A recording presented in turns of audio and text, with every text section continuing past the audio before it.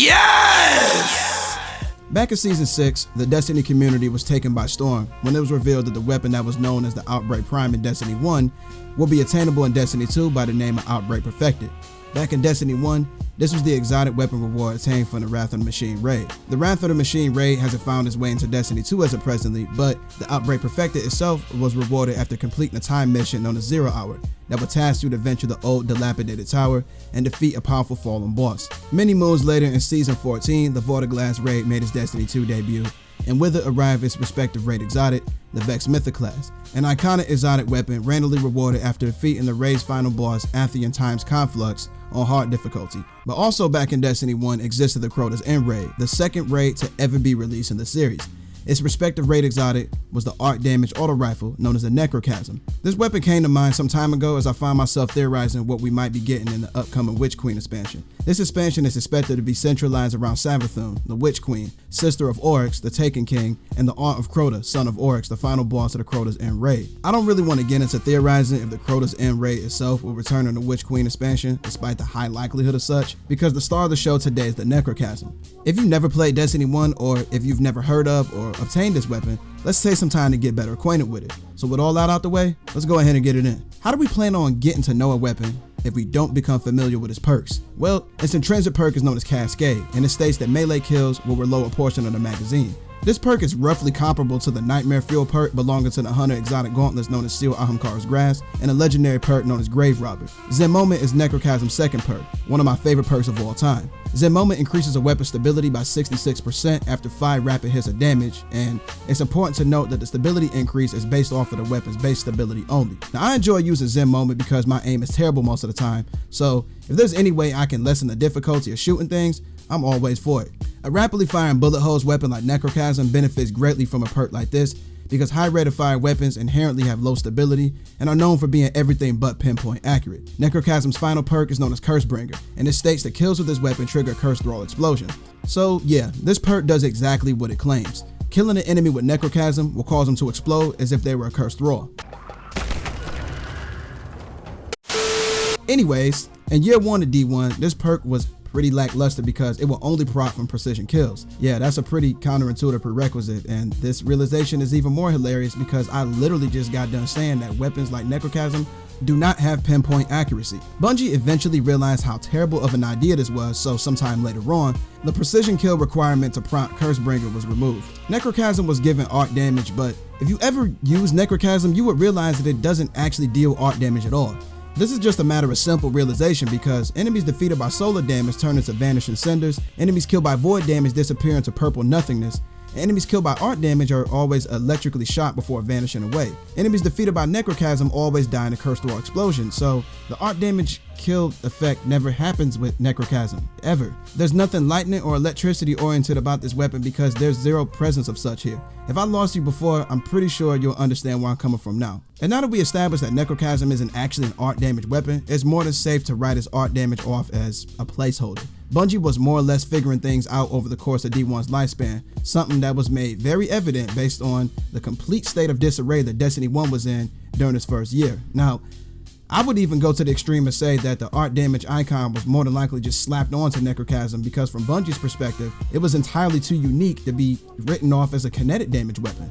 Of course, this wouldn't be the case in Destiny 2 because weapons such as Cryosthesia 77K and Witherhoard reside in the kinetic slot, but are not kinetic damage weapons at all. Unless Bungie plans on giving Necrochasm some actual arc damage attributes, I don't see it existing anywhere else but in the kinetic slot if it returned to Destiny 2. Now, if you want to know if Necrochasm was a good weapon, I would say yes and no, but instead of leaving it there, I'll go ahead and elaborate. Back in year 1 of D1, the Soros regime and auto rifles from its archetype were incredibly dominant in PvP, so much to the point where they received a nerf and never really saw the light of day in the Crucible again. Necrochasm belonged to an archetype that was nicknamed the Bullet Holes Auto Rifles due to the lack of intrinsic perks to denote a weapon's archetype placement back in D1, and due to the obvious fact that they had the fastest rate of fire out of all primary weapons. And if I recall correctly, this auto rifle archetype had little to no use in PvP and seemed to perform just as terribly in PvE. Their damage output wasn't the best, and in PvE it's seen as if you would have to burn through all your ammo to accomplish something that a scout rifle could do effortlessly. Yes, for those of y'all that never played D1, scout rifles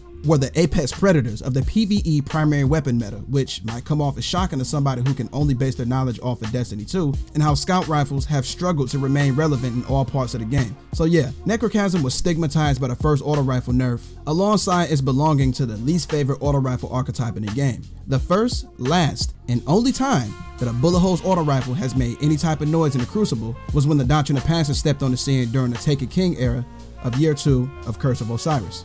Doctrine of Passing had the stats, a perk pool, and perk combinations that other auto rifles from its archetype lacked access to.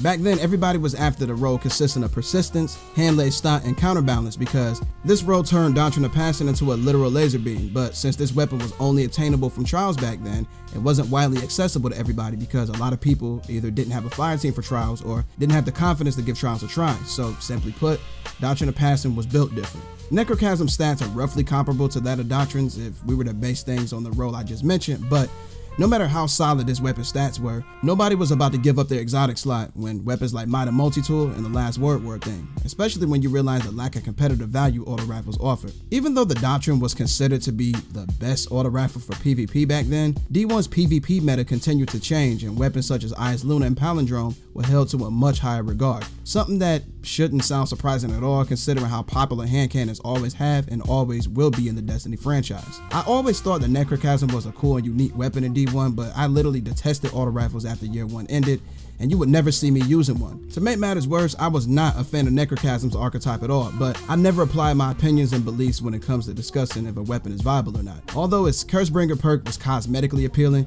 the praise for it stops right there. Cursebringer is effectively a worse version of Firefly, and in Destiny 2 we have Firefly, Dragonfly, Sunblast, Chain Reaction, the list goes on. If Necrochasm returned in Destiny 2, something would have to be done to this perk to differentiate it from the AoE perks we already have, because a simple Curse Throw explosion won't suffice. Back in D1, it was cool to see an enemy attack implemented into the functionality of a weapon, but sadly, the Cursebringer perk was more gimmicky than it was useful. However, Necrochasm would actually be a great addition to Destiny 2. In PvP, 900 RPM SMGs have an optimal TTK of 0.66 seconds, while that of the 720 RPM auto rifles is 0.77 seconds. And in my experience, both of these archetypes perform pretty amazingly in PvE as well. Steelfeather Repeater from Season 9 and the Arctic Haze from Europa have always been two of my favorite 720 RPM auto rifles to use in PvE.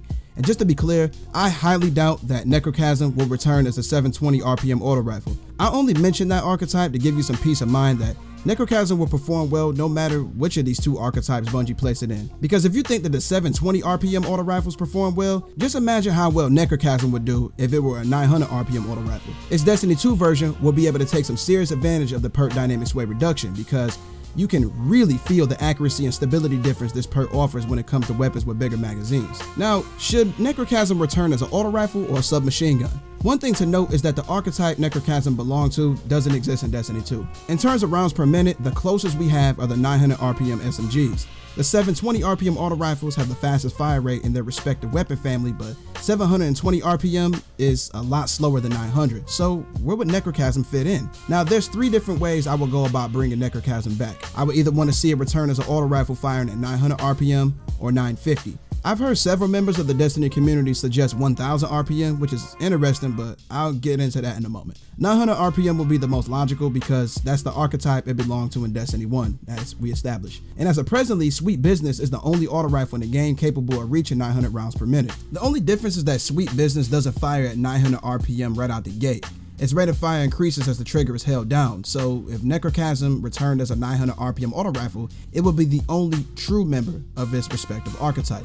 950 RPM came to mind because this has never been done before. And Bungie is always known for throwing us for a loop, so this was just an idea I threw out there just because. 1000 RPM would be the most interesting because, as of presently, only the Trace Rifles belong to this RPM class. Trace Rifles are effectively laser beam auto rifles, so much to the point where they've been in the game since Year 1 and didn't receive their own exclusive mods until Season 14. Before then, Trace Rifles were supported by auto rifle mods, so how would we be able to pull off an auto rifle that fires at 1000 rounds per minute without performing too similarly or worse than the Trace Rifles?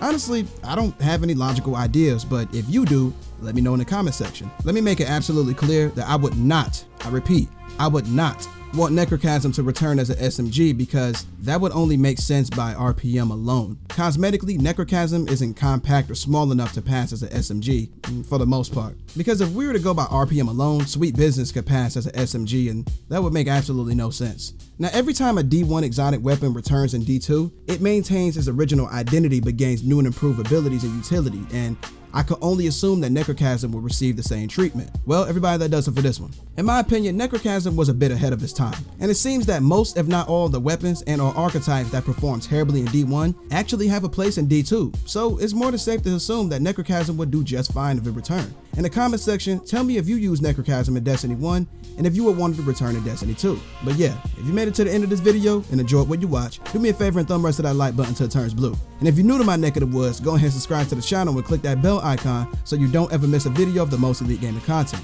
But with that being stated, 1LHD is over and out. Y'all take it easy. Can redeem you and me. Don't you wanna feel something? And oh, I miss loving you, but I need to live my own truth.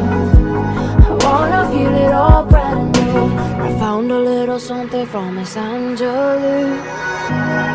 Take the good and hold it near to you, and let go of all that burdens you.